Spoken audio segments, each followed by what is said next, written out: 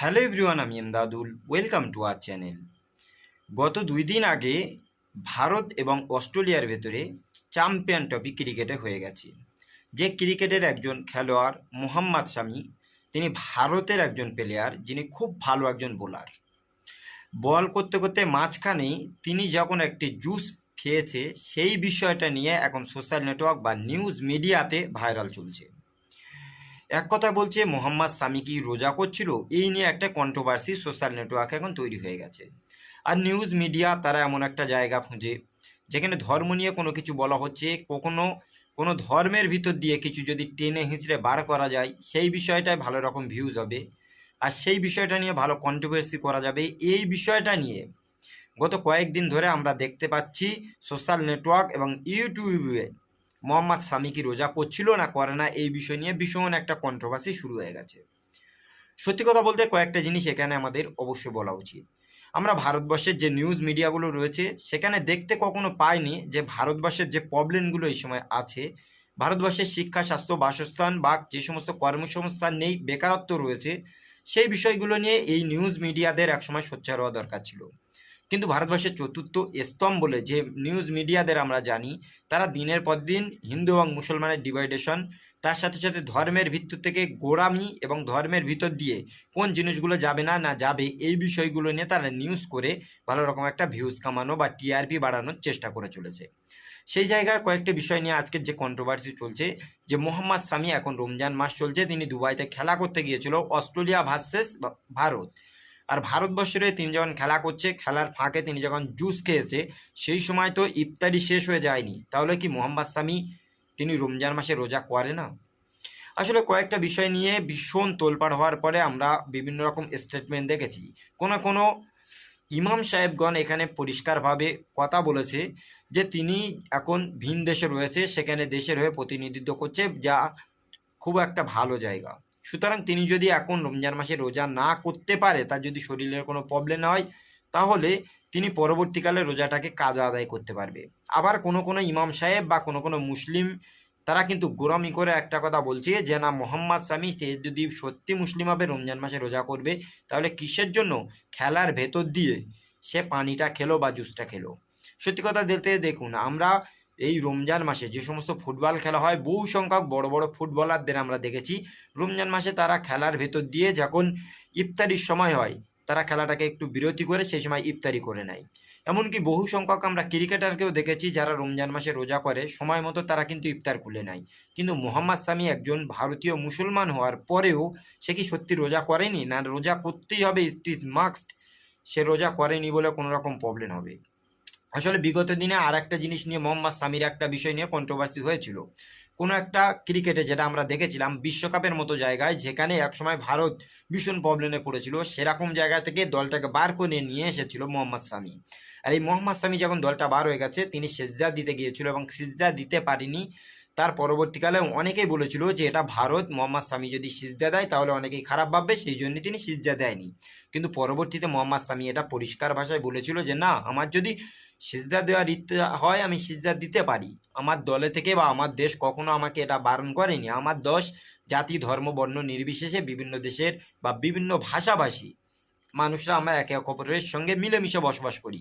আমাদের দেশের ক্রিকেটের ভিতরে কেউ হিন্দু আছে, কেউ মুসলমান আছে, কেউ বা আবার পাঞ্জাবি রয়েছে, এরকম করে বিভিন্ন ধর্মের মানুষরা থাকায় যে যার ধর্ম এখানে পালন করে। কোনোদিন কোনো ধর্মের ক্রিকেটাররা বা কোনো দল কেউ কাউকে কোনোদিন বারণ করে না। সুতরাং আজকের যে চ্যাম্পিয়ন ট্রফিটা চলছে, সেই চ্যাম্পিয়ন ট্রফিতে মোহাম্মদ সামি সে যদি জুস খায়, রোজাটা না করে, সেই বিষয়টা নিয়ে কিসের জন্য কন্ট্রোভার্সি হচ্ছে? আর কিসের জন্য আমাদের এই নিউজ মিডিয়াগুলো ফালিয়ে ফাঁপিয়ে বিভিন্ন রকম মুসলিমদেরকে দোষারোপ করে যে দেশেরও কে একজন খেলতে গেছে, সেই মোহাম্মদ সামিকে এখন কাফের বলছে কারণ তিনি রোজা করেনি, এরকম নিয়ে বিভিন্ন রকম কন্ট্রোভার্সিয়াল স্টেটমেন্ট দিয়ে নিউজগুলো প্রচার করছে, যেটা হিন্দু এবং মুসলমানের ভিতরে একটা খারাপ দিক নির্দেশনা দিচ্ছে। আসলে সত্যি কথা বলতে দেখুন, এক দেশ থেকে আর এক দেশে গিয়েছে, সেখানে ক্রিকেট খেলতে গিয়েছে, সে যদি সেখানে রোজা না রাখে, পরবর্তীকালে তো কাজা আদায় করতে পারবে। সেই সাথে সাথে আর একটা, তিনি তো এখন মুসাফির রয়েছে, এক দেশ থেকে অন্য দেশে গিয়েছে, সেখানে যদি রোজা না করে পরবর্তীতে সেই রোজাটাকে আদায় করে তাহলে তো সেটাও হতে পারে। কিন্তু এর পরেও কিসের জন্য মুসলিমদের ভেতরে ডিভাইডেশন হয়ে যাচ্ছে?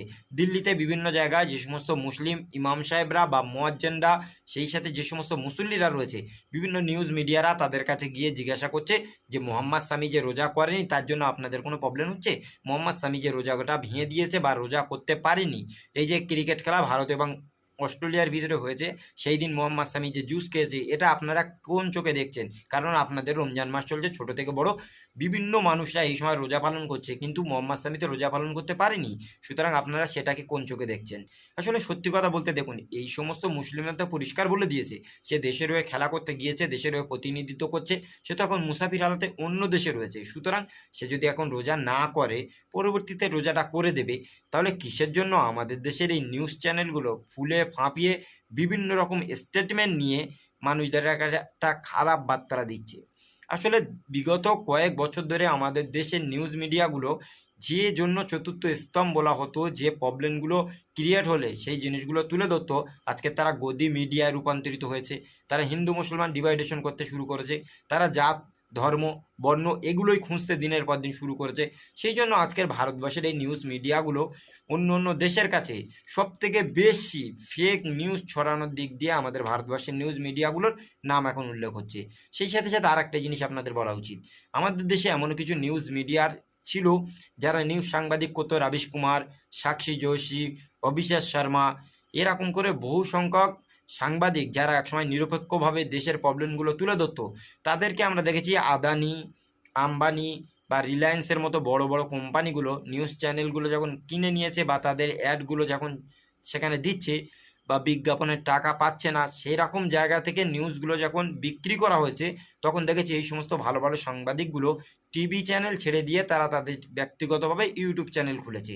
আজকের টিভিতে আপনি দেখুন যে বড় বড় নিউজ চ্যানেলগুলো রয়েছে, তার থেকে রাবিশ কুমারের মতো, অভিষেক শর্মার মতো, সাক্ষী যোশীর মতো, আর সব থেকে বড় যে ইউটিউবার রয়েছে ধ্রুব রাঠির মতো, এই সমস্ত ইউটিউবারদের যে জনপ্রিয়তা রয়েছে, নিউজ মিডিয়া বা এই সমস্ত সাংবাদিক অ্যাঙ্কারদের সেরকম কোনো জনপ্রিয়তা নেই।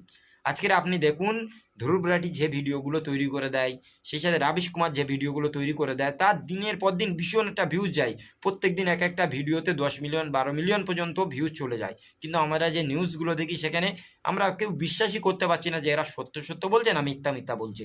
কারণ এখন প্রত্যেকটা মানুষের হাতে তো মিডিয়া রয়েছে, আমাদের হাতে মোবাইল রয়েছে, যে কোনো কেস যদি ঘটে আমরা সাথে সাথে সেগুলোকে সোশ্যাল নেটওয়ার্কে তুলে দিই। সুতরাং এরকম একটা সিচুয়েশানে এই নিউজ মিডিয়াগুলো তো তারা ভালো রকম নিউজগুলো পায় না। সুতরাং তারা এই সময় কন্ট্রোভার্সিয়াল যে সমস্ত খবর সেগুলোকে দেখাবে। ওই যে মোহাম্মদ সামি রোজা করেনি, মুসলিমরা কী ভাবছে, বা মোহাম্মদ সামি রোজা করছে না কী ভাবছেন মুসলমানরা, এরকম করে নানান রকম মিথ্যা ফেক নিউজ ছড়াচ্ছে।